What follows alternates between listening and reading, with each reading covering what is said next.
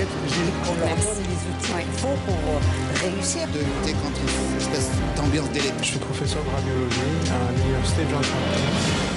Mesdames, Messieurs, bonsoir. Je suis très ravie de vous retrouver dans ce nouveau numéro de Diasporama. Ce soir, nous avons convié pour vous un panel de brillants Algériens résidant en France, Et puis, donc, ce sont bien sûr des Algériens qui partagent ce grand amour pour l'Algérie, mais aussi qui gardent ce grand espoir de voir l'Algérie émerger et pourquoi pas arriver au seuil de ces grandes nations dans le monde. Et donc, parmi nous ce soir, mademoiselle Elissa Yahmi, bonsoir. Bonsoir. Alors, vous êtes doctorante en sciences politiques, vous venez de Paris. Bonsoir. Parmi nous également, monsieur Abdeslam Souiki, bonsoir. Bonsoir. Vous êtes théologien, vous avez aussi plusieurs casquettes, on en parlera tout à l'heure. Et parmi nous également, monsieur Ahmed Larinouna, vous êtes professeur de chant et vous êtes aussi chanteur d'opéra. Bonsoir à vous, bienvenue à vous. Alors avant de commencer notre débat et revenir un petit peu sur votre parcours, alors vous qui résidez en France, à Paris particulièrement, alors bien entendu, j'imagine que vous avez pris part un petit peu et vous avez entendu parler de ce magnifique mouvement qui se passe en Algérie, mais aussi à Paris particulièrement à la place de la République. Alors parlez-nous un petit peu, donnez-nous un petit peu votre regard par rapport à ce magnifique mouvement qui est né en fait compte de ce mouvement historique du 22 février. Elissa, peut-être on commencera par vous. Oui, alors j'ai pu participer, c'est vrai, au rassemblement qui se passe le dimanche à la place de la République. C'est vrai que c'était assez historique en tant que jeune de prendre parti à un tel mouvement. Et puis c'était beau à voir avant tout. Je tiens à mentionner que voilà, c'est quelque chose que particulièrement de ma jeunesse, j'ai pas pu faire avant. Et je pense que ce qui a surtout nourri ce mouvement, c'est la jeunesse. C'est la jeunesse, donc j'en suis très fière d'en faire partie. Mais surtout, on sent le changement en fait, générationnel qui s'est produit entre une partie de la population qui avait peut-être peur ou qui était un peu réticente à l'idée de prendre la rue, comme on dirait, de sortir et de clamer des protestations. Et face à une jeunesse qui maintenant veut juste s'exprimer, veut juste voilà, prendre la parole en public et dire ce qu'elle a à dire, faire entendre ses revendications. Et puis voilà, finalement, on se retrouve avec un mélange intergénérationnel, toujours bien organisé, c'est aussi important de le préciser, et avec des vraies revendications. Parce que même si voilà, il y a toujours une bonne ambiance, on parle de la révolution du sourire, mais c'est vrai que c'est quand même, il y a des revendications derrière qui sont importantes et qu'il ne faut pas oublier, c'est la première chose pour laquelle on se rassemble tous les dimanches place de la République. Effectivement, et tous les vendredis à Alger, enfin dans toute l'Algérie, pas seulement Alger. Monsieur Souiki, alors je dirais, vous êtes quand même une belle illustration du pacifisme, du dialogue entre les religions, du dialogue entre les civilisations. Alors j'imagine que vous avez beaucoup à nous dire justement par rapport à ce mouvement qui, le point le plus fort en fin de compte, c'est le pacifisme, ce caractère en fin de compte pacifique de ce mouvement. Bismillahirrahmanirrahim. Évidemment, ancien jeune que je suis ne suis pas aussi jeune que mademoiselle. C'est vrai, hein, comme on dit dans la théorie du papillon, quand un papillon bat ses ailes quelque part, à Alger on va dire, une tornade s'abat à Shanghai. Je dirais le contraire. Aujourd'hui, un papillon a battu ses ailes ici, en Algérie, et une bombe de rayonnement intellectuel et spirituel et d'espoir, surtout, a jailli chez nous. Alors, on a failli perdre l'espoir. On a failli penser qu'on a été laissés pour compte de la providence divine. Voilà. Et voilà qu'un sursaut de dignité nous redonne l'espoir et nous fait recouvrer notre sourire, en fait, et notre fierté. Fut un temps, se dire algérien avec les autres était à la limite de la honte, en fait, par les années du terrorisme. Aujourd'hui, se dire algérien, c'est un prétexte voilà, de fierté et de hamdoulilah. Alors voilà, là nous sommes en train de découvrir quelques images où l'emblème national donc, est orne ou décore en fait contre la place de la République à Paris. Voilà. Donc oui, ce que vous dites, Monsieur Souiki, est très vrai parce qu'aujourd'hui, en fait, compte, on prend l'Algérie comme exemple. Et c'est ce que vous disiez d'ailleurs dans les coulisses, Monsieur Larinouna, vous-même qui avez, donc vous avez participé à ces regroupements, en fait, compte des Algériens à la place de la République, et vous avez vu beaucoup de belles choses. Vous qui êtes artiste, en fait, compte, vous avez un autre regard.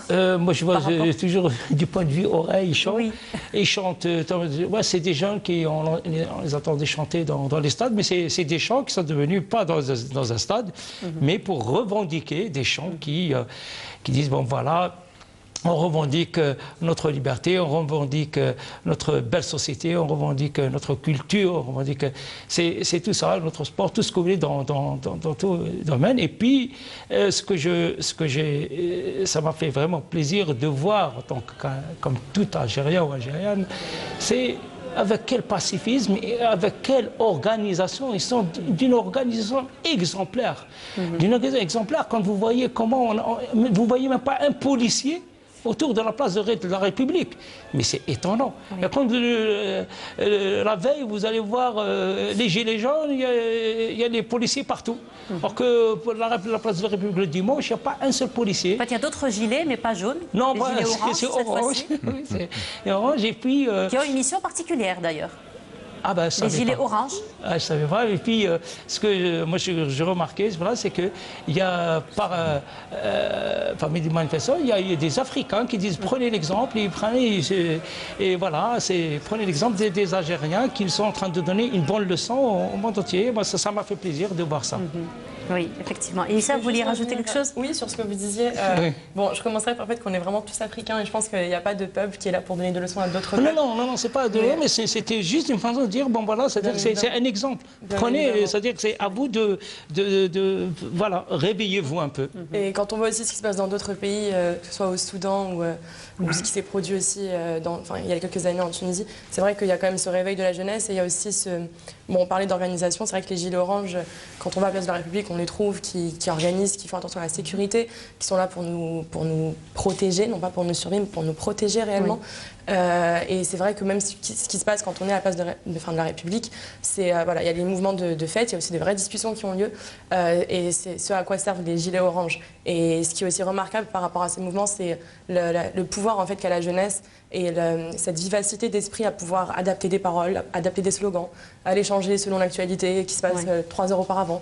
Donc voilà, ça c'est aussi quelque chose de remarquable et qui fait plaisir justement à voir en tant qu'Algérien. Et je pense que ça fait plaisir aussi aux générations qui sont venues avant nous et qui sont toujours là aussi pour supporter, pour parler. Et c'est vrai que l'ambiance qu'il y a, et je parlais de ce mélange intergénérationnel, il est très important parce qu'on a une population quand même qui a été...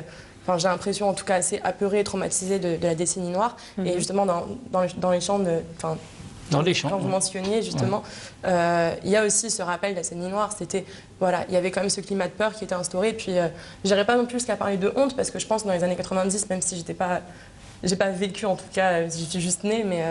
je ne pense pas qu'à ce moment-là, quelqu'un pouvait avoir honte d'être algérien. Je pense que ça reste quand même...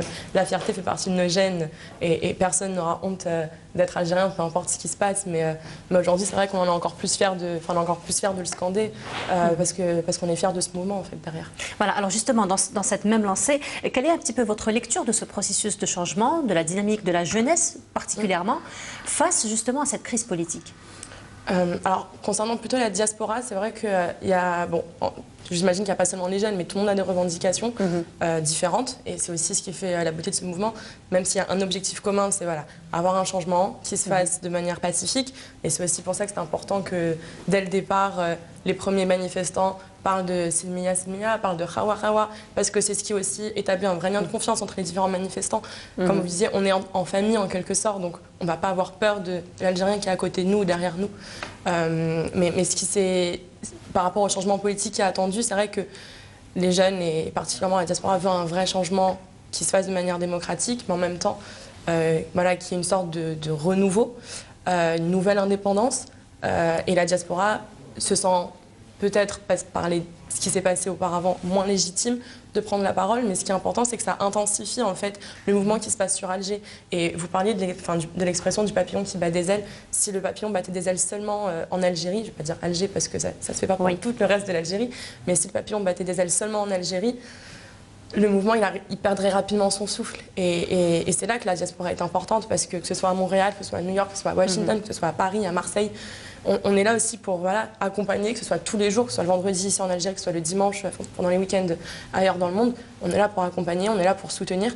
Et la diaspora voudrait se sentir plus légitime dans la prise de décision, dans le conseil aussi. Il faut dire aussi que la diaspora, c'est aussi l'ambassadrice, en fait, compte de son pays d'origine. Tout à fait, tout à fait. Et puis, la diaspora algérienne est quand même assez conséquente en France. Importante, et ouais. Il y avait aussi des projets comme le Conseil supérieur de la jeunesse qui devait être mis en place, et j'espère qu'il verra le jour assez vite, où justement les jeunes étaient invités à prendre la parole avec d'autres Algériens pour construire un avenir commun. Il y avait des politiques, j'espère, qu'elles vont être mises en place, parce que c'est dans l'intérêt en fait de la diaspora.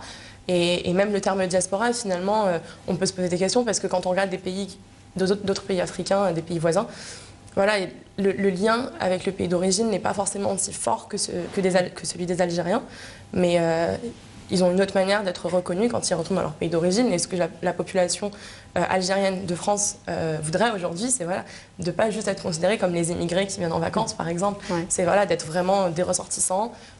Et puis, je pense que l'époque aussi où on était seulement des immigrés qui venaient en vacances pour 1 ou 2 mois, c'est aussi révolu. Maintenant, il y a des vols tous les jours.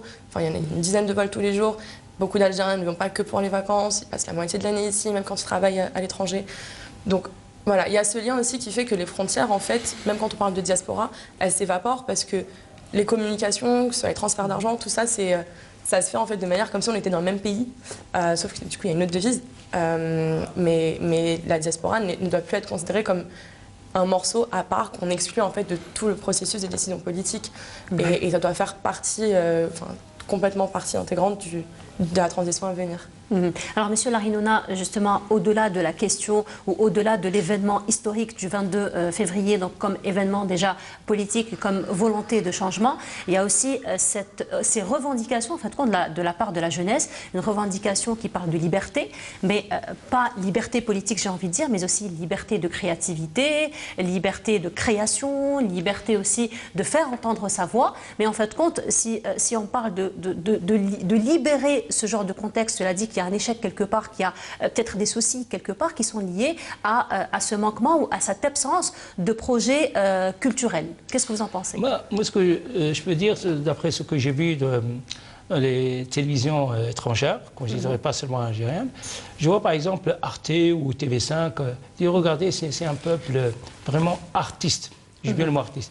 Regardez ce qui se passe dans tout ce qui est écrit dans les slogans. C'est très artistique.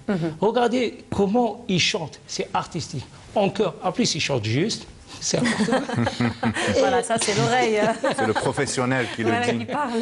Et vous avez tous ces slogans, moi ça m'a marqué. Il y a des slogans que je regarde sur mon iPhone pour dire, mais regardez, mais c'est incroyable, c'est un peuple qui crée, c'est un peuple qui est créatif.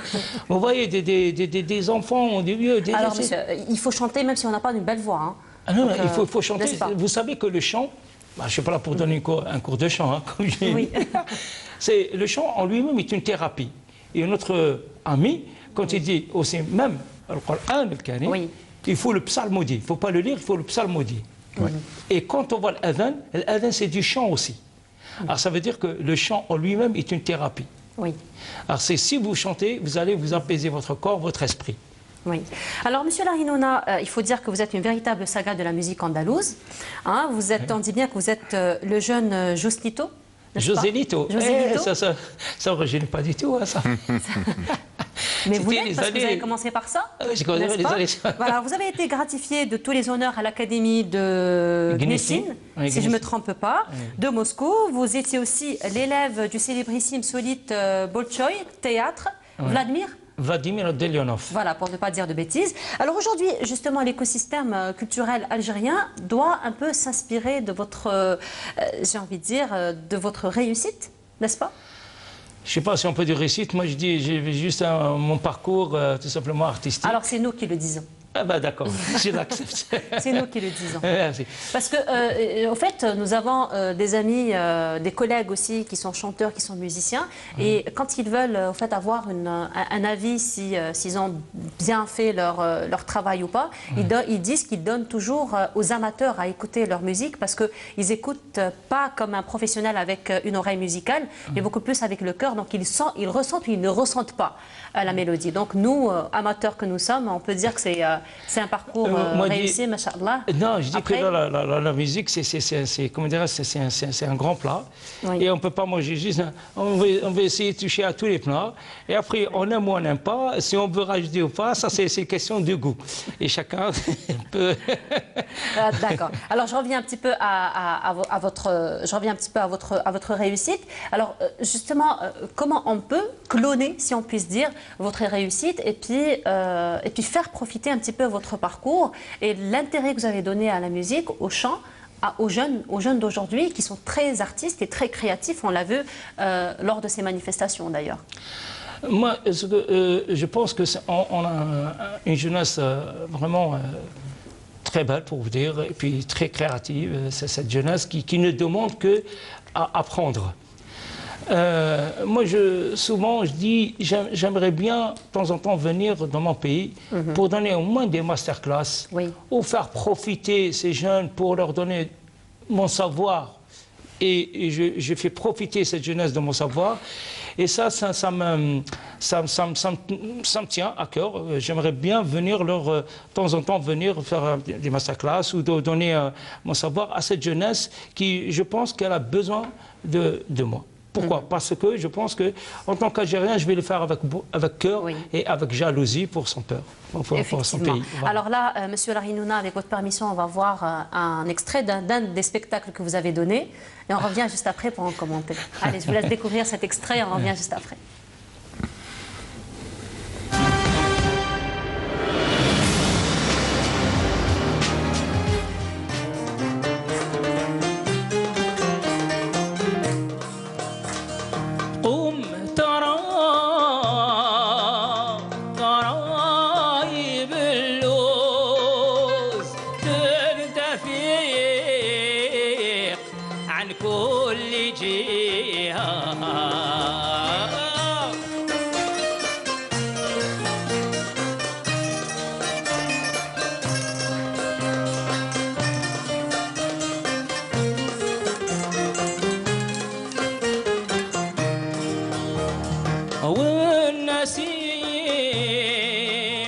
سقطها في الحوز والندى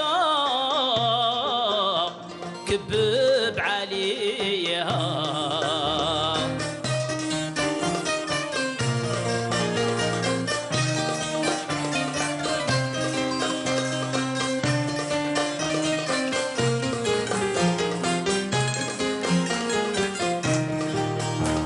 بدت تلقاح ورقات الجوز جاب شير بالخير إليها الرياض يعجبني الوان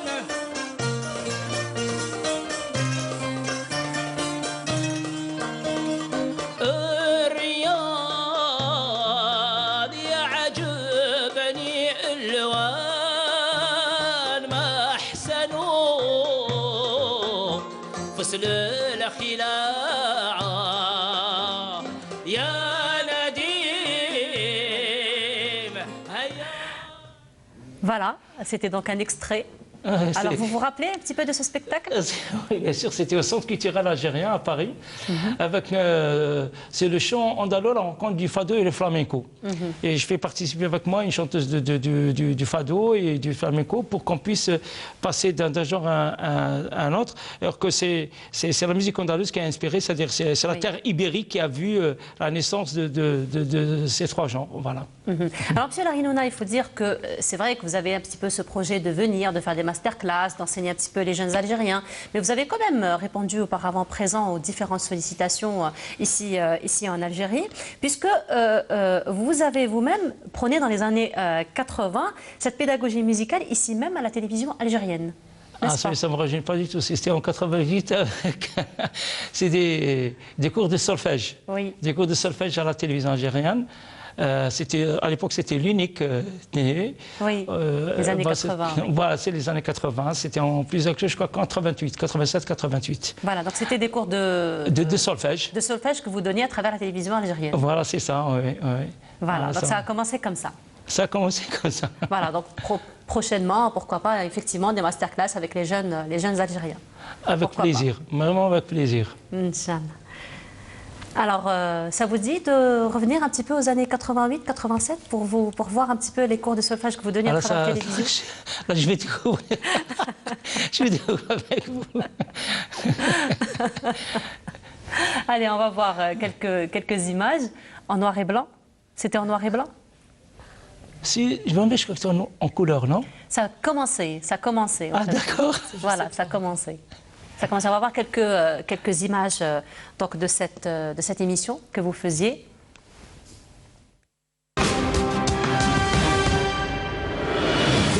سهولة الغناء اللي طبعا يسند إليه أو الذي يريد أن يغنيه، لأن الصوت بدون تمارين وبدون تدريبات يستحيل عنه أداء كل الطبقات الصوتية والموجودة والمتوفرة لدى كل إنسان.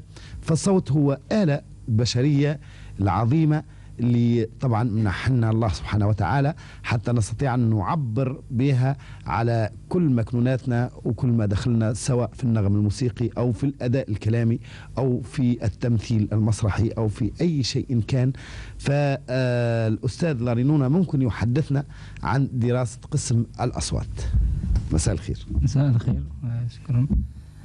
أولا وقبل كل شيء أنا نعرف بأن في قطر الوطني هو قسم الغناء نقولها هو قسم مجهول تماما. نعم. كثير من الناس يقولوا كيفاش توصل تعطي كما نقولوا دراسات أو دروس في الغناء. نعم. هذه يقولوا الإنسان عنده كما نقولوا صوت طبيعي يغني به كما كان. Le Petit Conservatoire, 1988. Voilà. Ça vous fait quoi de revoir ces images? Ça passe tellement vite, ça fait drôle de voir. Ça vous fait tout drôle. Et vous n'avez pas tellement changé, mis à part la couleur des cheveux. Ah ben, la couleur des cheveux, ça c'est sûr. Mais bon, on va dire le musicien est là, l'artiste est là, il a toujours été là. Et on essaye toujours de continuer, il faut avancer. Oui. Voilà, alors Monsieur Suiki, je passe à vous. Alors, je dirais quand même que vous êtes vraiment la parfaite illustration de réussite sur le plan académique, tant sur le plan académique que sur le plan humain. Alors, je commencerai un petit peu par vous poser la question que vous-même, vous avez posée sur votre page Facebook. Comment réformer sans désenchanter? Inch'Allah. En fait, lorsqu'on parle de réforme, parfois, des questions sempiternelles viennent à nous pour essayer de placer le curseur entre des valeurs de continuité d'une tradition, d'une Oumma porteuse de cette tradition, et des valeurs de changement. Et là, je profite de l'occasion de ce hirak, de ce mouvement salutaire, justement, pour dire que cette question, elle est plus que jamais posée.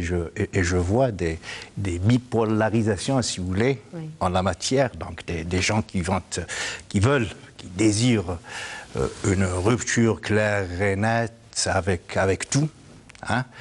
Voilà, parce qu'ils ont trop vécu dans ce sort de stand-by, de tourner en rang, d'être les otages d'un système qui s'est figé et qui, avec lui, a figé toute une Oumma. Et donc, dans ce désir de changer, donc ils veulent tout entraîner avec eux, alors qu'une Oumma ne peut exister sauf si elle peut se pérenniser. N'est-ce pas? On ne peut pas en non-stop réinitialiser le compteur de zéro. On est au mât plusieurs fois millénaire. On ne peut pas venir faire table rase de tout ce que nous sommes. Voilà. Une tradition qui se respecte doit se frotter la conscience à la conscience universelle pour se renouveler, pour renouveler son format d'expression. Allah nous dit dans le Coran, il y a des versets extraordinaires. Tout le Coran est sublime, il vient de Dieu, mais il y a des versets qui, moi personnellement, me parlent plus que d'autres. وَمَا أَرْسَلْنَا مِنْ رَسُولٍ إِلَّا بِلِسَانِ قَوْمِهِ لِيُبَيِّنَ لَهُمْ. Pour moi, c'est un slogan extraordinaire. Et nous n'avons envoyé de messagers, sinon dans la langue parlée, mais la langue surtout code culturel, respectueux des paradigmes de l'ici et des maintenant. Je ne peux pas venir m'exprimer religieusement avec un format, avec une expression qui date de plusieurs siècles. C'est un non-sens. Voilà, donc il faut... L'idée est la même, la quintessence du message est la même, mais la manière de la présenter, de la rendre accessible, audible, il faut qu'elle soit respectueuse. En fait, la réadapter au contexte. Voilà, du code d'aujourd'hui. On ne vient pas rentrer dans la maison aujourd'hui, 2019, avec le trousseau de clés de la maison d'il y a 3 siècles, 4 siècles. C'est inimaginable. Voilà. Et le verset, il est sublime dans ce sens. Bon, et nous n'avons envoyé de messagers, sinon dans la langue oui, arabe, français, mais surtout la langue respectueuse des us, coutumes, paradigmes d'aujourd'hui, n'est-ce pas? Afin, la particule lem, justement, c'est pour dire le pourquoi, afin qu'il leur soit accessible, audible, n'est-ce pas? Sinon, c'est une tradition qui tombe dans la caducité, dans la désuétude, et les gens, ils vont la dépasser, quoi. Voilà.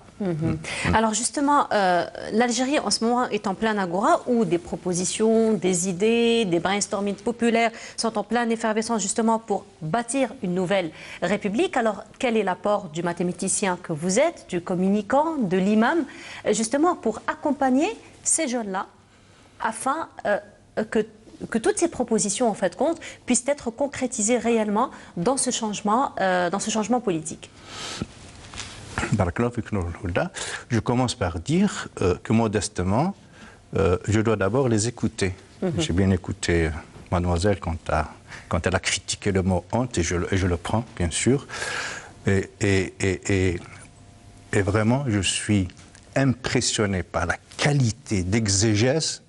Et je vais vous donner un exemple. Je ne suis pas dans la théorie et de nos filles, comme la jeune demoiselle, sur ma page Facebook. Donc, comme d'habitude, je passe beaucoup de temps sur Facebook pour être interactif avec nos jeunes.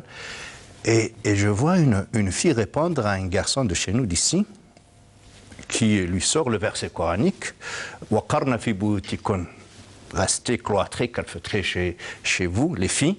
Pourquoi venez-vous vous mêler à cette ambiance mixte, sexuellement mixte, un garçon?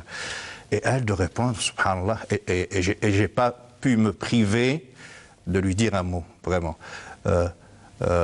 Malheur à toi, en arabe bien sûr, je suis chez moi, dans la maison Algérie. C'est magnifique. Donc je ne me suis pas mise loin de ce verset, je suis chez moi, j'ai obtempéré, j'ai écouté Dieu comme toi tu l'as écouté, sauf que moi je l'ai compris autrement que ta manière, somme toute, réduite et mésinterprétée. Voilà, je suis chez moi, dans ma maison, Algérie, avec toi qui es censé être mon protecteur. Mais pourquoi tu... Voilà. Et je lui dis, dans mon commentaire, je lui dis, est-ce que je peux te donner tous les versets qui prêtent à mes interprétations pour nous sortir une exégèse audible, accessible par notre... Masha'Allah, même Ibn Kathir, un Qurtubi n'aurait pas fait mieux. Oui. Voilà. Donc oui, on est là pour leur demander de ne pas faire sans nous, parce que nous constituons l'angle mort de l'histoire. Nous faisons, pas l'histoire ancienne, mais l'angle mort, vraiment. Et donc, nos jeunes, ils ont beaucoup besoin de nous écouter, de nous partager notre expérience, mais en même temps, il faut que nous les délivrions, les affranchissions de notre tutelle. Voilà, on est là comme un think tank, une banque de données, de conseils, et libre à eux d'en prendre et de censurer. Voilà. Alors, pas plus que ça. Pas plus que ça.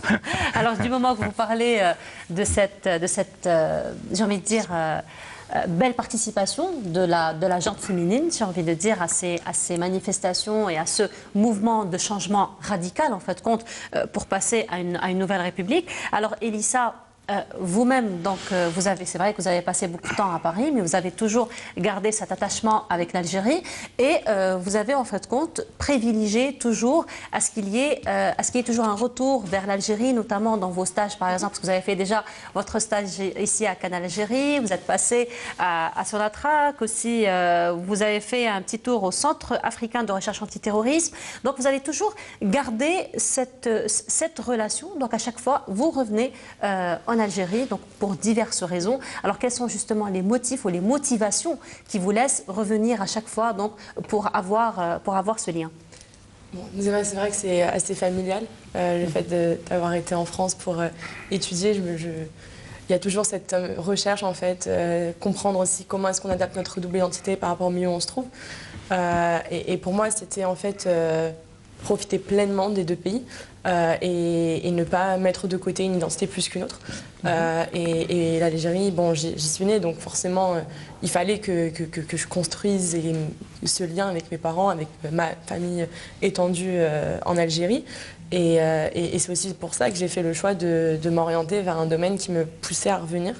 Ne serait-ce que pour ma recherche, pour mes études, et pour comprendre aussi comment notre pays fonctionne, parce que si je laisse de côté des stages, j'en ai fait dans les deux pays, mais si je laisse de côté un pays plus qu'un autre, pour moi, il me faut du temps déjà pour prendre mes décisions à l'âge de 15, 17, 19 ans. Je ne pouvais pas faire le choix d'une identité plus que d'une autre. Il fallait que je me construise sur les deux modèles, sur les deux pays. Et actuellement, sachant que les deux pays sont intimement liés historiquement déjà. Complètement liés. Et on attend une véritable réconciliation aussi, parce que ça fait quand même un bout de temps qu'ils sont intimement liés, mais les relations ne sont pas les plus bonnes.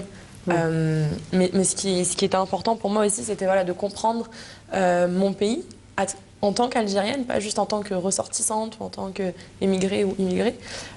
Et c'était aussi, et ça s'est surtout développé pendant l'enseignement supérieur quand j'étais à l'université, où j'avais souvent pris des cours qui touchaient à des régions du monde, donc notamment l'Afrique du Nord et le Moyen-Orient, qui étaient enseignés par des personnes qui ne venaient pas de ces milieux-là. Et je me suis dit, mais en fait, qui a le plus de légitimité à enseigner ou à faire cours sur ce genre de milieu, si ce n'est nous-mêmes? Et c'est là que j'ai un peu eu ce déclic en me disant, en fait, j'ai envie de comprendre mon pays pour ensuite l'enseigner à d'autres, pour pas qu'ils aient une version biaisée, une version occidentale, une version eurocentrée. Et même au niveau de la littérature, les Algériens ont beaucoup écrit sur leur pays, que ce soit sur la politique, sur l'énergie, sur la santé, etc. Et ce qu'on retient seulement, c'est finalement, enfin, en soi, on retient pas grand-chose. On privilégie toujours une littérature qui est occidentale. Et cette vision-là, en fait, il est grand temps que ça change dans les sciences sociales. Il est grand temps qu'on écrive en fait nous-mêmes notre histoire et qu'on la diffuse nous-mêmes. Et c'est surtout ce qui a nourri en fait mon réel attachement, c'était ça. Et en fait, ce que vous dites là est magnifique dans le sens où vous êtes dans un domaine, en fait, qui vous permet de redresser, j'ai envie de dire, toute cette littérature et d'apporter un plus, parce qu'effectivement, si, comme vous le dites si bien, vous avez une double identité, donc vous vivez un petit peu entre les deux identités, entre les deux cultures et entre les deux sociétés. Donc, en fait, vous avez réellement besoin de comprendre le système de l'intérieur, en fait, pour pouvoir un petit peu redresser la littérature. Oui, mais c'est ça, c'est le comprendre de l'intérieur pour aussi comprendre, en fait, quand on arrive à un moment comme celui-ci, pour comprendre quelles revendications et pourquoi ces revendications. Parce que si on a du mal à les comprendre, on a juste envie de scander avec les autres, on veut de la liberté, mais qu'on ne comprend pas comment, de quelle liberté on parle. De quelle liberté on parle, quelles sont les conditions de vie, quelles sont les différences entre différentes villes ou villages ou régions. C'est aussi pour ça que c'est important d'avoir ce retour à la source. Et puis, bon, pour moi, ça reste aussi très lié à ma recherche. Donc. Alors justement, restons un petit peu dans la littérature, dans l'enseignement, surtout des sciences politiques d'une manière générale. Alors aujourd'hui, il faut dire que l'enseignement des sciences politiques n'obéit plus en fait compte au paradigme rigoureux de la discipline qui ont été institués au début du siècle dernier. Donc là, aujourd'hui, il faut dire que les sciences sociales d'une manière générale, les sciences politiques d'une manière particulière, il faut dire que ça s'est beaucoup plus démocratisé, ça s'est devenu beaucoup plus facile, particulièrement avec les nouvelles technologies, avec les nouvelles approches, avec les nouvelles crises en fait compte que le monde connaît. Alors est-ce que vous pensez, parce que vous êtes maintenant spécialiste un petit peu du domaine, est-ce que vous pensez que les gens aujourd'hui, les jeunes particulièrement algériens issus de la diaspora, vont plus vers ces études sociales, notamment les sciences politiques, que vers d'autres études, comme par exemple l'École nationale de l'administration ou d'autres études qui ont été très à la mode en fin de compte les années dernières? C'est vrai que c'est très débat actuellement en France, surtout comparer justement l'école d'administration et les sciences sociales. C'est vrai qu'il y a eu des changements et c'est vrai que voilà, l'enseignement supérieur s'adapte aussi à ces nouveaux défis, que ce soit, comme disait, les technologies ou la littérature ou même des nouvelles problématiques aussi qui émergent, que ce soit sur le genre, que ce soit sur voilà, tout ce qui est origine, race, etc. Il y a de nouvelles études aussi qui sont élaborées. Allez-y, allez-y. En fait, ça me déstabilisait, pardon. Ouais, c'était la question. Je parlais juste... Allez-y, donc je parlais juste en fait compte voilà, oui, du paradigme. Okay. C'est voilà. La différence. et donc en fait, c'est... Après, c'est vrai que quand on regarde les personnes en fait, qui sont dans la diaspora et parmi les autres étudiants algériens ou d'origine maghrébine que j'ai rencontrés durant ma scolarité, il y en a beaucoup qui vont faire le choix de ce qui est nécessaire. Et c'est vrai qu'on a quand même aussi, on vit quand même dans un pays où la culture dominante, c'est les sciences, ça ne meurt jamais, les sciences, il faut toujours renouveler, les sciences dures, c'est ce qu'il y a de mieux. Mais il faut aussi des sciences sociales et pour moi, le vrai challenge aujourd'hui, c'est voilà, de démocratiser l'accès aux sciences sociales, mais surtout d'en faire une vraie profession derrière, qui rapportera peut-être autant d'argent que d'autres métiers en finance ou en sciences dures. Mais surtout, il y a un réel besoin en fait, d'adaptation. Et après, dans les sciences sociales, il y a différents domaines. Quand on prend le journalisme, forcément, il y a besoin d'adaptation par rapport aux nouvelles technologies, par rapport aux réseaux sociaux. Mais quand on prend la recherche, par exemple, les méthodes et les approches vont rester assez classiques. Et c'est ce dont on a besoin pour comprendre en fait, les racines d'un mouvement, d'un pays, d'une politique. Enfin, voilà, ces méthodes-là ne peuvent pas changer parce que ça veut dire qu'on va rester superficiel et qu'on va s'adapter à ce qui se passe. Mais les racines, elles ne viennent pas de Facebook ou d'Instagram en fait. Et après, s'il y a des écoles comme l'École nationale d'administration qui sont moins privilégiées, c'est vrai que c'est parce qu'elles sont très professionnalisantes qu'on a l'impression que finalement, ça va nous orienter seulement vers un type de métier. Ça va être haut fonctionnaire d'État, ce qui est admirable. Ça va nous déterminer aussi un lieu de résidence. Et du coup, il y a moins de flexibilité. Et je pense que ce que la jeunesse cherche vraiment aujourd'hui, c'est à pouvoir s'évader. En fait, un confort professionnel, mais pas trop de créativité à côté. Déjà, pas trop de créativité, mais ça, à partir du moment où déjà on fait des sciences sociales, c'est difficile d'être très créatif. Il y a des domaines, comme la sociologie, où forcément il y a beaucoup de créativité. D'autres domaines où on est beaucoup moins. D'autant plus que la société est en changement continuel et rapide. Surtout. Et de constantes mutations, donc c'est aussi beaucoup de choses à étudier à chaque fois. Et c'est vrai que ce que aussi ma génération en tout cas demande, c'est de voyager, de voir ce qui se passe à chaque fois au-delà. Et quand on travaille dans les sciences sociales, on a accès à ça, on a accès à différents pays, on a accès à différentes cultures, à différentes langues. Le fait voilà, de maîtriser aujourd'hui l'anglais, l'arabe, le français, le kabyle, l'espagnol, c'est une richesse incroyable, pas juste sur le CV, mais c'est pas un profil particulier. On est des milliers, bientôt des millions et des milliards à avoir ce genre de compétences qu'on doit mettre au profit de notre pays, d'une société, d'un centre de recherche, etc. Alors, restons dans l'enseignement, mais dans un autre domaine, Monsieur Larinouna. Alors, en lisant un petit peu votre site, nous sommes tombés sur un témoignage de l'un de vos élèves qui parlait justement un petit peu de l'art de l'enseignement et surtout vous, en tant qu'artiste enseignant. Et au fait, dans un texte intitulé déchanter pour enchanter. En fait, c'est un petit peu... ça se rejoint, hein. Ça rejoint un petit peu la question. Quand ça monte, ça converge. Ça rejoint votre question que vous avez posée sur Facebook, de laquelle nous avons parlé, comment réformer sans désenchanter. Et là, donc c'est un autre contexte, c'est déchanter pour enchanter. Donc ça, c'est l'un de vos élèves qui a écrit ce texte, en fait, en hommage à vous, en témoignage de vos qualités en tant que formateur.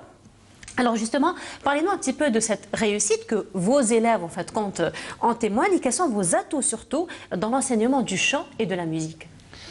Moi, je dis, il faut, dans ce domaine, parce que vous travaillez déjà avec un instrument comme vous ne voyez pas et vous ne touchez pas, la voix. Oui. Alors, imaginez-vous, en face de vous, il y a une personne qui vient, qui veut garder sa confiance, qui veut plutôt avoir confiance, oui, qui veut découvrir sa propre voix. Et quand on découvre sa propre voix, on va découvrir sa propre voix avec eux aussi. Alors, on va découvrir les deux voix. Et quand on commence à travailler, la première des choses, il faut mettre la personne qui est en face de vous à l'aise, oui, pour qu'elle puisse exprimer ses émotions cachées, sa sensibilité, etc. Et ça, c'est des choses que tout le monde cache, ne veut pas montrer. D'ailleurs, chanter en plein public, c'est un petit peu comme la prise de parole en plein public. C'est un peu ça, ça se rejoint, c'est la prise de parole en plein public, qui est au fait classée comme la première phobie au monde.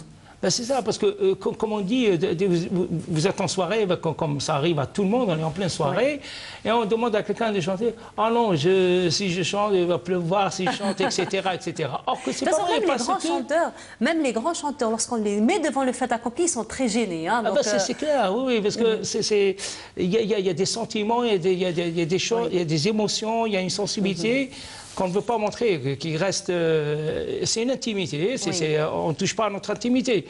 Alors que la voix, elle révèle la personnalité. C'est ça, on découvre son propre intérieur. Alors aussi, il faut dire que nous avons constaté que la musique arabo-andalouse ou maghrébo-andalouse a de plus en plus de vent en poupe en France, en fin de compte, et au sein de la diaspora, alors, surtout au sein de la diaspora justement. Alors que représente un petit peu pour vous cette ouverture sur la Méditerranée, mais aussi sur cette fierté identitaire, j'ai envie de dire? Je pense que la musique andalouse a eu toujours sa place et elle continue à gagner plus de terrain et puis plus... Parce que c'est une propre identité à tout Algérien, tout Maghrébin. Et en plus, il ne faut pas oublier, on a un institut, l'Institut du monde arabe, ou les autres centres, comme notre centre culturel algérien à Paris, etc., qui continue aussi à programmer des concerts de musique maghrébo-andalouse, pour ne pas dire arabo-andalouse, parce que c'est tout un terme, c'est maghrébo-andalouse. Et je pense que c'est une façon, aussi une manière de bien montrer sa propre culture et qu'on a hérité de l'Espagne, parce que c'est une terre ibérique. Voilà, et vous êtes donc un bel ambassadeur de cette musique, de cet art. Alors, je ne sais pas si on dit ambassadeur, mais je fais juste mon boulot, pas plus. Qu'est-ce que vous en pensez, M. Suiki? Vous l'avez entendu tout à l'heure. Si, c'est le cas. C'est le cas de le dire. Elissa, qu'est-ce que vous en pensez? Vous l'avez entendu tout à l'heure. Et pas des moindres. Et pas des moindres. Et pas des moindres, voilà. Donc, vous voyez que je ne suis pas la seule. Peut-être qu'on va dire que je suis subjective, mais là, j'ai deux autres témoins. Donc, on peut que prendre leur avis en considération. Alors là, on va vous écouter encore une fois un autre extrait. Allez, je vous laisse découvrir ou apprécier cet extrait. Et on se retrouve juste après.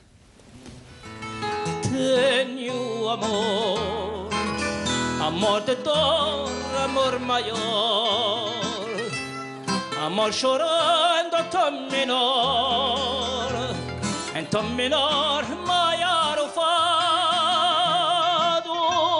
choro a chorar, torna da maior mar, não posso deixar de amar,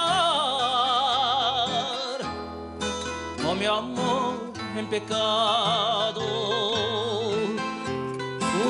Durina que chegou na primavera e a era que mera. Amor pecado, amor de amor, amor de mel, amor de flor, amor de fe, amor maior. amor amado. Tenho amor, amor de dor, amor maior, amor chorando em tom menor, maior o fado, choro a chorar, tornando maior o mar. Donc, c'est le fado, n'est-ce pas? Oui, le fado. Donc ça a toujours été au niveau du centre culturel? C'était, oui, un concert au centre culturel algérien de Paris. Voilà. Alors là, nous allons passer encore une fois à notre volet avec vous, Monsieur Abdeslam Souiki. Alors, vous avez mis en ligne un site internet intéressant. Il s'agit de la Plume de Savoir. Donc, des Savoirs. La Plume des Savoirs, pardon. Donc, où l'on peut partager vos vidéos, vos écrits aussi. Alors, donc, la place de la religion pendant le mois de Ramadan occupera donc, les réflexions, les débats donc, des musulmans, particulièrement les Algériens. Et vous, justement, vous êtes l'une de ces éminentes personnalités à avoir développé le discours du juste milieu, n'est-ce pas? Donc, cet esprit de tolérance, c'est surtout cet esprit de tolérance, de dialogue entre les civilisations, de dialogue entre les religions. Alors, parlez-nous un petit peu de cette éthique de la religion qui est beaucoup plus un facteur de cohésion qu'un facteur de division. Exactement, Nourouda. La religion est un beau cadeau offert par Allah à l'humanité, et une religion n'est pas plurielle. Inna ad-dina 'inda Allahi al-Islam. Sauf qu'elle a été à maintes fois mise à jour. Moi, je me plais à taquiner un peu mes interlocuteurs juifs et chrétiens pour dire aux rabbins, vous, monsieur le rabbin, j'ai en tête Léandre, vous représentez l'Ancien Testament. Toi, Xavier, je peux le tutoyer, c'est un ami, tu représentes le Nouveau Testament. Alors j'aime bien quand vous dites je le tutoie, parce que c'est un ami. Donc là vraiment on est au cœur de la réflexion, on est au cœur du débat, du dialogue. Et de la confiance, et on peut se permettre de s'autocritiquer sans avoir peur que l'autre prenne ça comme prétexte pour te tacler, pour te poignarder dans le dos en fait. Voilà, on est dans une ambiance confiante et amicale. Et je dis, moi, sans prétention aucune, je suis l'actuel testament, le Coran, qui est en fait la dernière mise à jour. La religion, pour moi, pour ce qui est de ma théologie, de ma manière de développer la théologie, ne se conjugue jamais au pluriel, mais elle se décline en fonction des moments historiques, des contextes, voilà, et elle s'habille. Même la nôtre de religion, lorsqu'on lit le Coran, on est obligé justement parfois de désenclaver la valeur de son enrobage, de son habillage culturel. Sinon, on va droit vers le mur, quoi. Voilà. Et toutes les traditions sont à prendre comme ça. Une religion ne se prononce pas par elle-même sur des coussins en l'air. Une religion, elle est lue par les hommes, interprétée par les hommes et mise en pratique, en circulation par les hommes. Et laquelle religion, elle prend justement le relief du niveau intellectuel, scolaire, civilisationnel d'une umma, d'une communauté, justement. C'est nous qui donnons à la religion sa texture, ses reliefs. C'est comme une partition.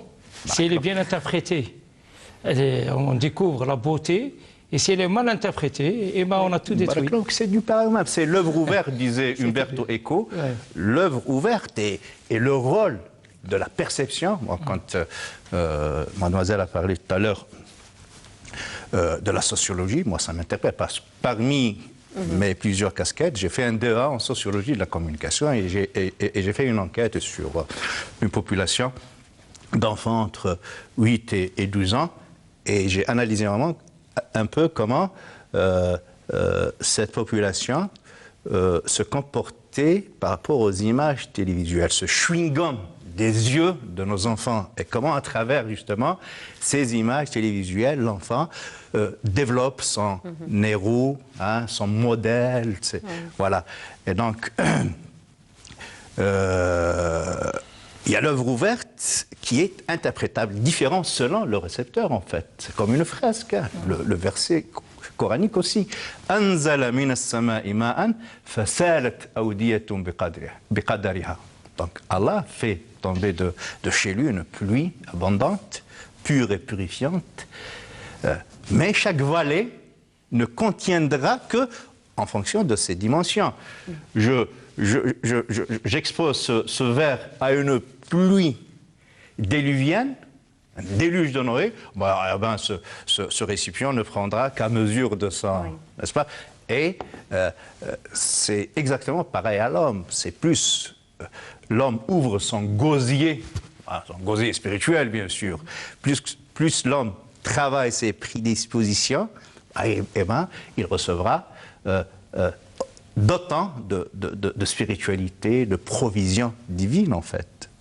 Voilà. Et pour revenir à Ramadan, justement Ramadan, c'est le lieu par excellence où l'on peut développer ce gosier, n'est-ce pas, développer ses prédispositions à recevoir de Allah ses bénédictions, ses influences, ses effluves spirituels, voilà. Et le Coran, avant qu'il ne soit un livre couché sur un support, papier ou autre, il a été au préalable imprimé, enchâssé, ensouché dans le fort intérieur de tout un chacun. Tu l'as, je l'ai. Les 6 milliards de personnes, créatures d'Allah, ont ce Coran. Faut-il justement désenclaver ce cœur à travers le jeûne, l'humilité, c'est très important, la prière, les doigts, de manière à pouvoir se mettre sur la même longueur d'onde spirituelle du Coran. Voilà l'idée de Ramadan, grosso modo. Je ne veux pas accaparer la parole.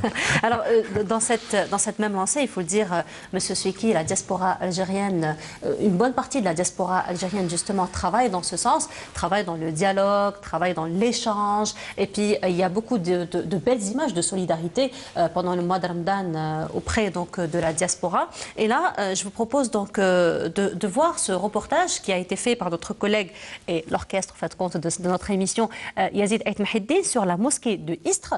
Donc Istres qui est une ville qui se trouve un petit peu à 70 km de la ville de Marseille. Et donc c'est un reportage que nous allons voir beaucoup plus, parce qu'on l'a déjà vu, mais beaucoup plus en hommage à l'une, au fait compte, des dames de la diaspora qui nous a quittés il y a quelques mois. Il s'agit de Madame Bedra, Allah yarhamha, qui nous a quittés et qu'on va voir dans ce reportage. Il faut dire que Madame Bedra est l'une de ces personnes qui font partie de la diaspora algérienne et qui participent un petit peu à cet élan de solidarité au sein de la diaspora algérienne. Et donc ce reportage, on va le revoir justement en hommage à cette dame. Je vous propose donc de le voir et on se retrouve juste après. Dénommée le 3 juillet 2009, la mosquée Ar-Rahma de Istres, une ville située à 50 km de Marseille. Ce lieu de culte accueille chaque vendredi plus de 1000 fidèles représentant la communauté musulmane établie à Istres. Tout un programme est prévu pour le mois sacré de Ramadan. Nous essayons de faire une mosquée ouverte à tous, une mosquée de fraternité, de solidarité qui reflète son nom, Ar-Rahma.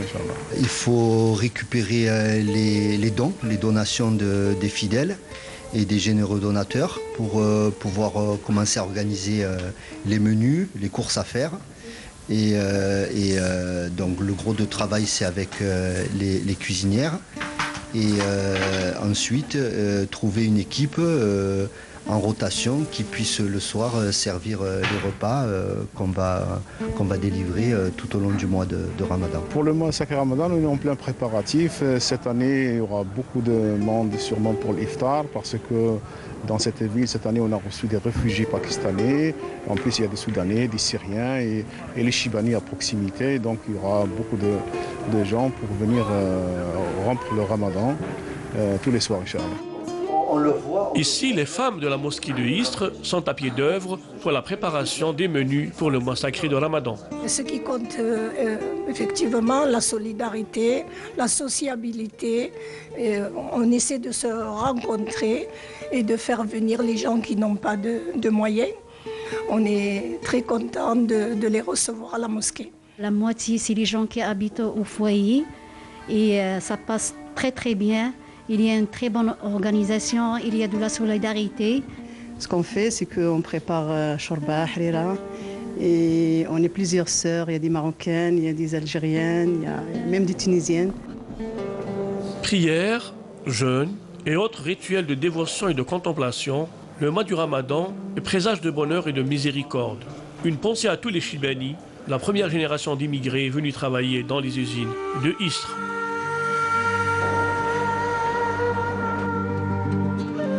إن شاء الله وسمتنا تمنا الخير إن شاء الله الأمة الإسلامية كل صلوا الشر وإحنا صلوا عليه شر صموا عليه بصحة ولهنا ربي يعطينا الصحة باقي يستر طول الأمة الإسلامية بارك الله فيهم. أولا يعني كنا الأمة الإسلامية في جميع أقطار الأرض يعني نتسنوا هذا الشهر المبارك يعني بشغف وحب كبير لأنه شهر الرحمة والمغفرة وشهر العتق من النار.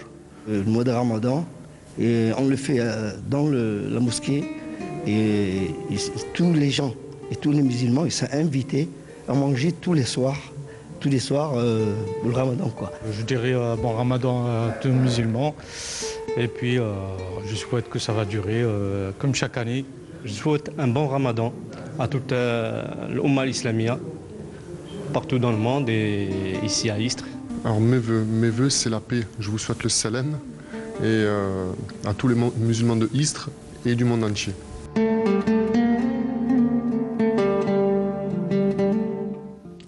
Voilà, c'était donc un reportage de Yazid Meheddine sur la mosquée d'Istres. Vous connaissez très bien la mosquée, monsieur Oui, Souki? oui, je la connais très bien. Une réaction par rapport à ce qu'on vient de voir? Pour avoir été invité à maintes reprises par notre frère Jamal, justement, l'époux de la défunte, rahimahullah.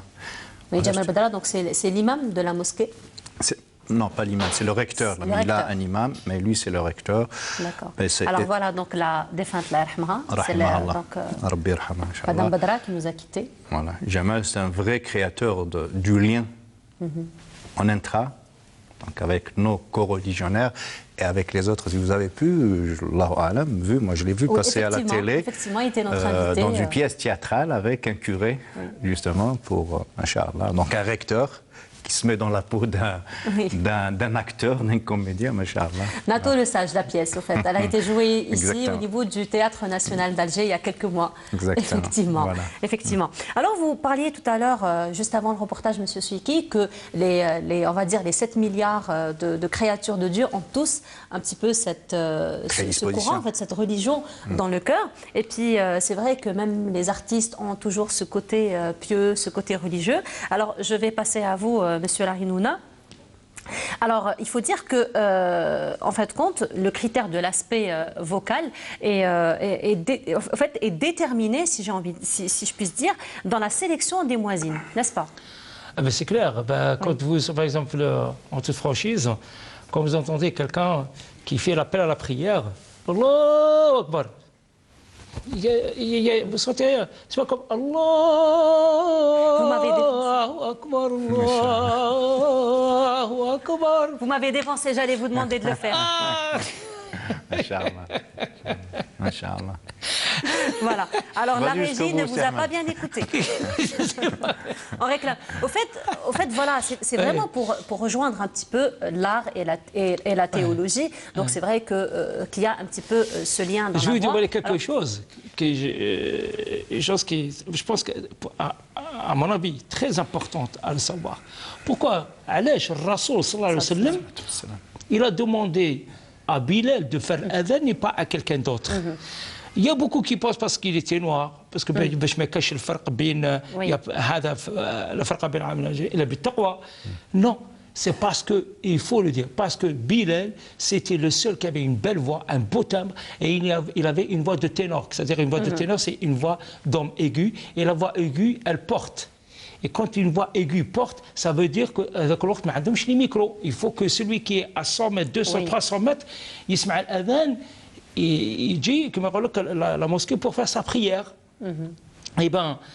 Et tout repose sur la voix. Parce que la voix, plus elle est belle, plus elle vous attire. On le dit dans toutes les langues. J'ai cherché, j'ai trouvé. On le dit dans toutes les langues.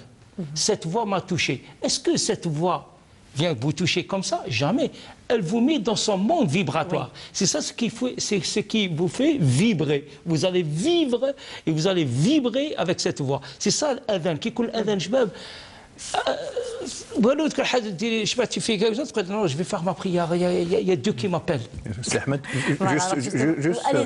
Justement, le choix prophétique, alayhi salam, lui-même, il l'a justifié. Donc, la justification, elle est donnée par le prophète lui-même. Ah oui, donc c'est pas un choix arbitraire qui a été fait comme non. Parce qu'il avait une belle voix. Comme je te laisse à toi. Le choix de traduire en fait Andakum, c'est mélodieux, mais je ne sais pas comment dire. Tu es plus professionnel que moi. Quand les gens écoutaient ce son adhan, et ils sont touchés par l'adhan, et ils viennent avec quiétude, avec khushu', comme on dit, et pour faire la prière. Parce que c'est un moment important devant Dieu. Et c'est comme dans les j'allais dire les cassettes. Pourquoi je suis encore dans le mode des cassettes, maintenant tu es sur YouTube. C'est pourquoi on dit enfin, je veux dire, le Coran c'est toujours le même. Mais pourquoi, et quand il est psalmodié par Abdel Bassat, après l'autre il dit non, je préfère Roumé, l'autre il dit je préfère le Boulay, parce que tout est question de voix, tout dépend de quelle voix on est attiré. Il y a des voix qui nous parlent, d'autres voix ne nous parlent pas. C'est ça. Mais pourtant, c'est toujours le même texte, c'est le même verset, etc. Mais interprété, comme on l'a dit tout à l'heure, toute une question de partition. Si vous avez en face de vous une belle partition, elle est bien interprétée, vous allez découvrir la beauté de cette musique, etc. Et cette profondeur, etc. Et quand elle est mal interprétée, ça vous paraît qu'elle ne vous parle pas, elle ne vous touche pas, etc. C'est ça. Et justement, sur ces belles vibrations et ces vibrations de voix, on clôture notre émission de ce soir. C'est vite passé, effectivement. Alors, quand même, on ne va pas se quitter comme ça. On va quand même donner un mot de fin. Elissa ? Merci pour ce moment avec vous. Et puis, j'espère que les rassemblements continueront le vendredi en Algérie, le dimanche, malgré le Ramadan. Il faut s'accrocher. C'est quand même plus difficile, plus facile en tout cas en France, puisque on mange à 22h, donc ça va nous occuper une partie de la journée. Mais j'espère que ça continuera. Et puis, il y a encore plein de perspectives d'avenir pour l'Algérie. Et j'espère qu'on réussira à s'ouvrir plus facilement et à attirer aussi beaucoup plus de personnes, que ce soit la diaspora et d'autres nationalités. Merci beaucoup, M. Souiki. Mais aussi, je dirais la même chose qu'Elissa.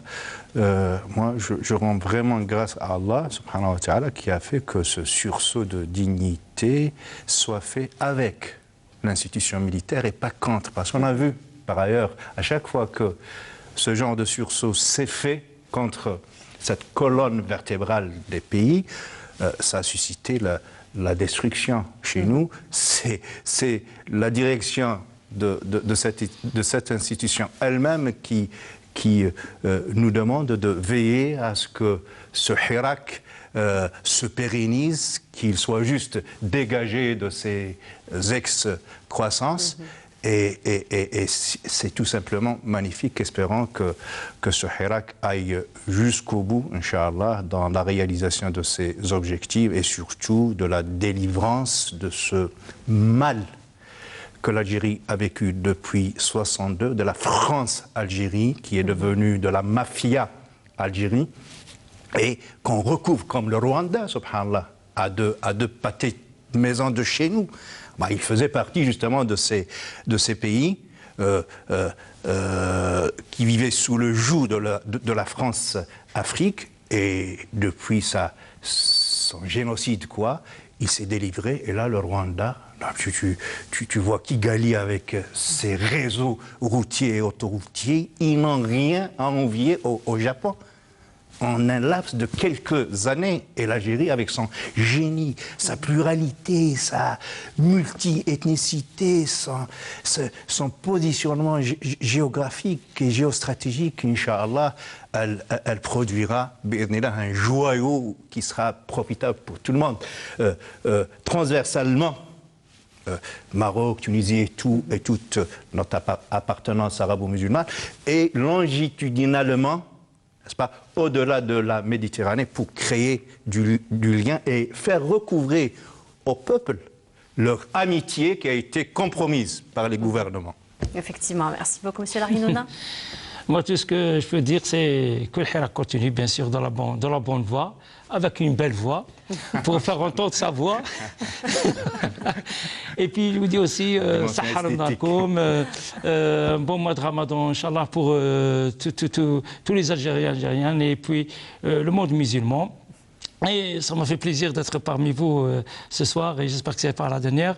On essaiera de se revoir, Inch'Allah, bientôt pour un concert, pourquoi pas un concert à l'Opéra d'Alger ou des masterclass. Voilà, et je vous inviterai à découvrir ce que c'est la voix et la force de la voix. On se quitte comme d'habitude avec quelques titres avec lesquels vous pourriez donc enrichir votre bibliothèque. Alors, toujours dans la fraternité, dans le dialogue des religions, de civilisations, etc. Alors, nous avons à vous proposer le livre de Cheikh Khaled Ben Tounes, qui a été écrit donc en collaboration avec Bruno Solt. Il s'agit de la fraternité en héritage, histoire d'une confrérie soufie.